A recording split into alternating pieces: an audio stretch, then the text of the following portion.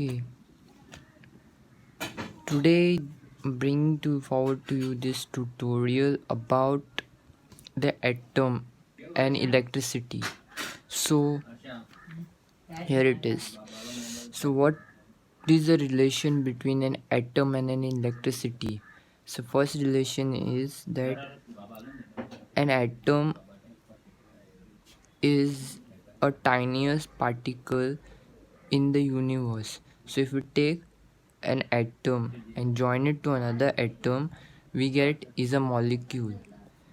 Okay, we get is a molecule, and this molecule forms a matter. Forms is called as the matter. So if the molecules can join and come to form as matter, then this is the atomic theory part 1, or you can call it just number 1 principle of the 3 principles. So second, we take this atom,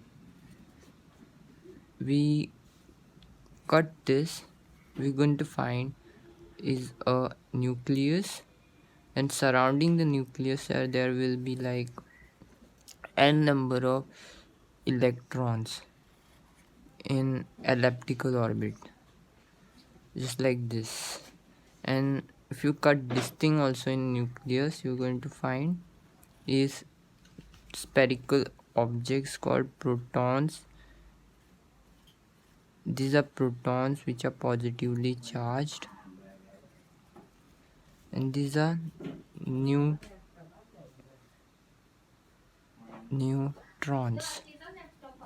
So they have no charge at all. These neutrons are neutral, they have no charges, and protons are positively charged. So then these are electrons, they are negatively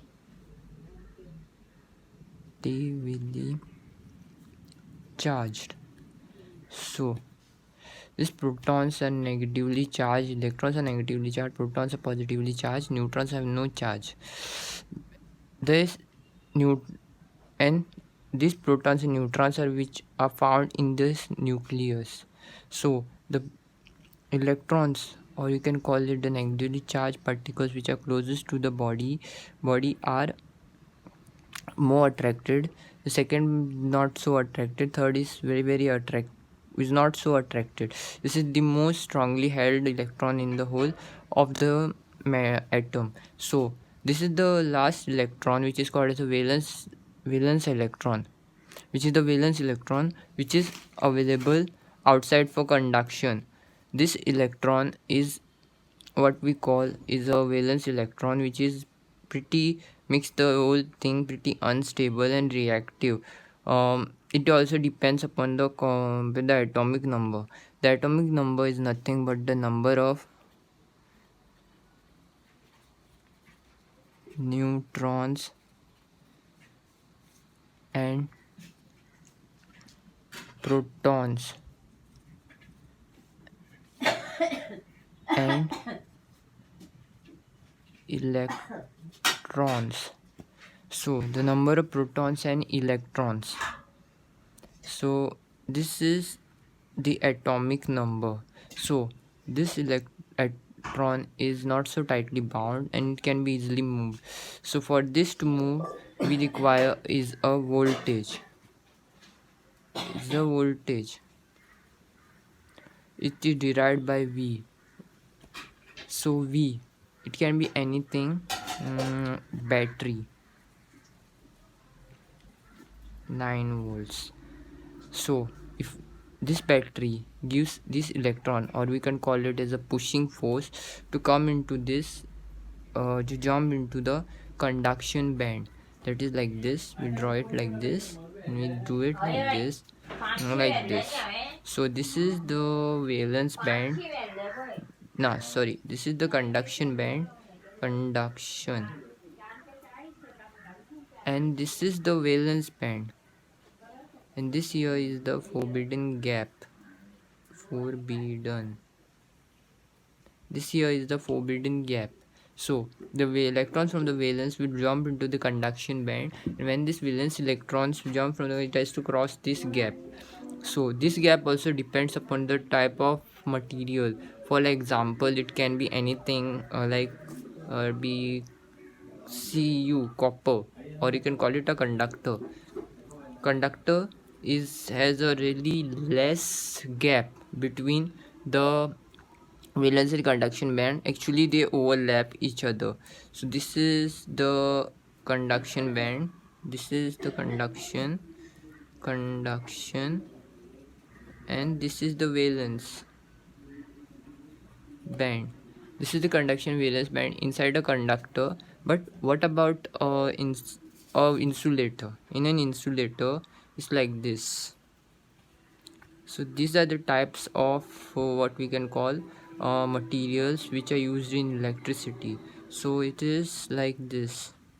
So there is a conductor, that is a conductor. So this is the insulator in which they have a very large gap. So this is the insulator, it has a very large gap. As you can see, this gap is very large compared to this conduction band. It's the conductor, and this is the insulator, like for example rubber, etc. So this is the insulator. So this is the conduction, and this is the valence. This gap can be crossed if we apply a very high voltage. That is, like for example, when an insulator comes across a short circuit, see is melting. Why it melts is because of the reason that it cannot take the electrical stresses and just melts away because the electricity has jumped. That is, the electricity when it comes out means when the electrons jump, they actually have so much energy that they ionize the air around it. When the air around it get ionized, the insulator starts to melt because of very high temperature under very stress condition. So this is why insulator actually melts away. So this is the conduction and the valence band in an insulator. So this gap can be easily crossed if there is a high enough voltage. So this is the conductor, insulator, and secondly comes is the semiconductor. So semiconductor is just basically what you can call a diode or silicon, which is having a gap, not so large, but it has a gap.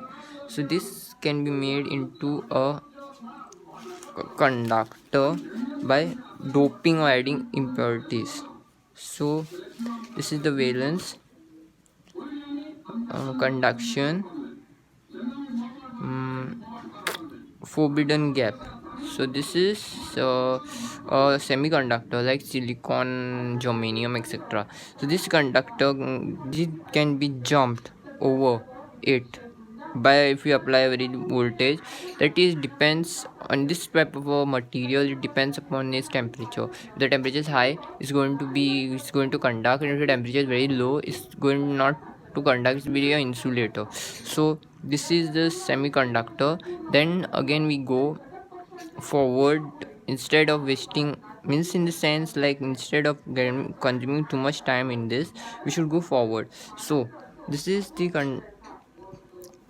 atom, and means the electrons.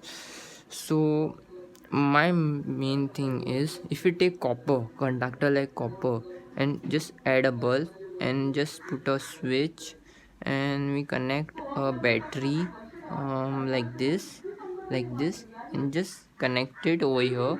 Then this is going to, if we put off the switch, this is the switch. Actually I'm not having very good pencil over here, so you cannot see it. So this is the positive terminal.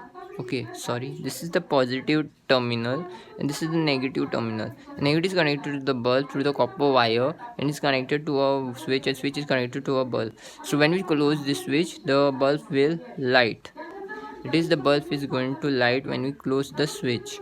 So when we close the switch, the bulb lights. Then the electron has got energy and has jumped from this and it has reached the bulb.